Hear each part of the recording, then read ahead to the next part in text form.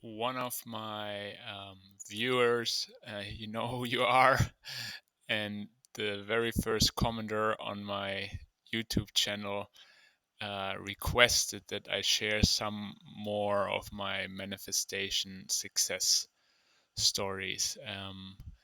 This one is from 2011. You can find all the relevant links in the description of me finally, after many years of dreaming about and fantasizing about having and owning my own tiny home, finally managing to do so, buying a property, clearing it.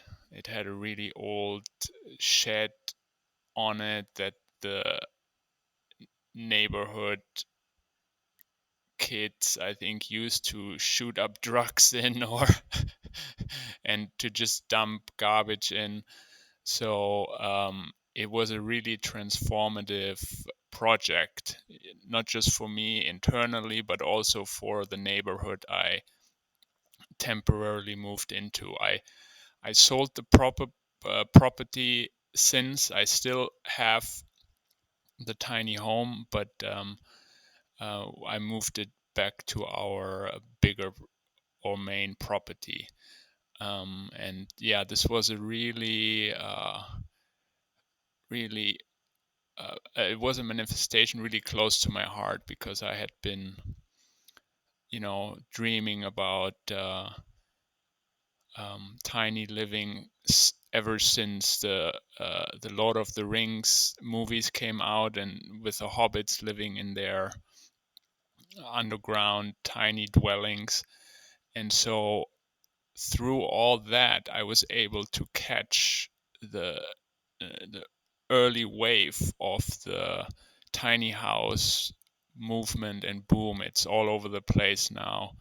But like 10 years ago, I was still I wasn't the first, but I was still like a pioneer, and through that kind of became an influencer in that space early on, through being featured on the Tiny House blog, which was the main tiny house resource online at the time. So I hope this is another cool manifestation story that can inspire you to go out there and manifest your own dreams and desires, if they are in alignment with the universal mind, of course. Only if that's not the case, no matter how hard you try to will your desires into reality, it's not going to happen if it's not in alignment with a higher